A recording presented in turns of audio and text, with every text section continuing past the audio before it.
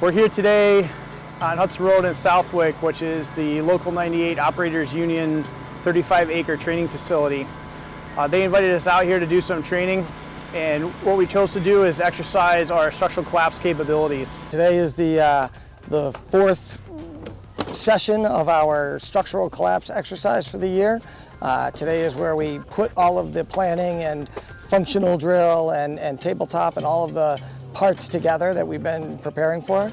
We've spent the last several years building up quite a cache of tools and equipment, and now it's to make sure that they function as we anticipate, that we are proficient with them, and that we can utilize them in the way that we think we can. The goal today is to test our ability to respond and effectively deploy our resources and assets.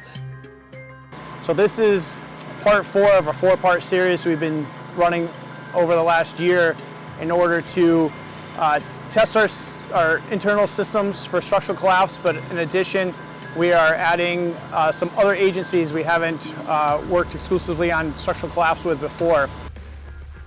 Today we've got a whole bunch of agencies actually. We have some members of the Mass Hazmat team, State Hazmat team here. They are working through their JHURT program with the State Police and specifically the bomb squad. We also have some communications organizations. We have a local medical contingent out of the local trauma center with 4 individuals that have come today. So we've got some physicians on scene who are also observing and monitoring what's going on. We also have on site today a number of doctors that we're building a relationship with. So when we have a major deployment, we have some medical capability beyond that we do now. We're coming in today as the secondary agency, so the primary fire department responded, maybe some of their mutual aid agencies, some ambulances, and they were able to get some victims out of the top of the rubble and things like this. So where we come in is when that ends and they can't reach anybody else or they can't find anybody else. So today we're doing a whole lot of searching. We're using a lot of our camera equipment, boring holes. We're finding not only victims, but we're also finding suspicious devices. With these suspicious devices, we have the Massachusetts bomb squad on site, and they're able to help us clear these devices or identify what they are.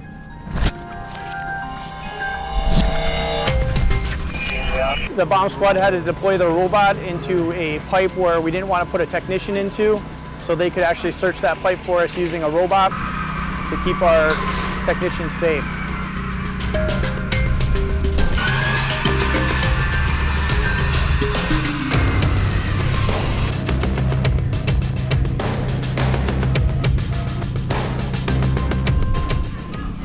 We also have the State Hazmat team here.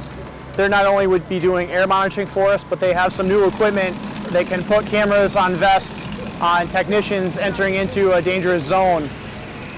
We're testing that today for the first time, and our hope is that this system may help speed up the rescue efforts when we find a victim, because the people in the warm zone or cold zone can actually see what the technician is talking about when he's requesting equipment for inside the hot zone. We're also using a whole slew of our other equipment, breaching and breaking, multiple different techniques for doing that. Searching, we're using concrete cutting tools, we're using steel cutting tools, all the way down to tin cutting tools, hand tools.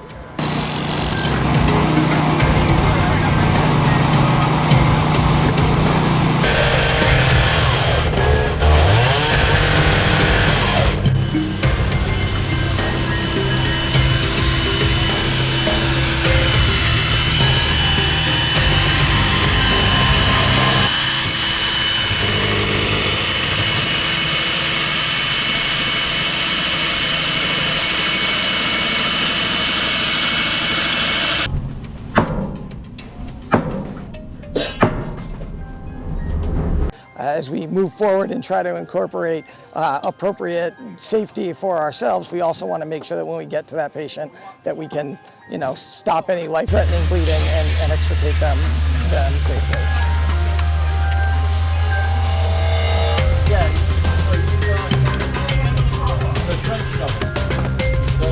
Entrenching tool.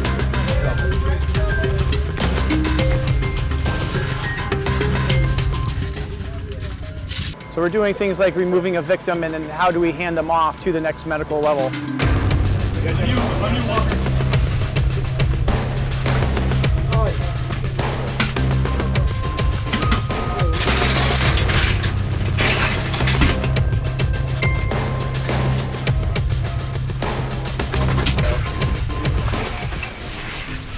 So we're trying to sort of incorporate all of these little things that we've put together over the years.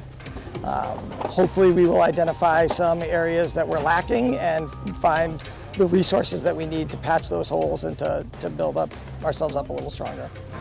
So after today, we hope to identify any areas that we need improvement on, including the interaction with other teams.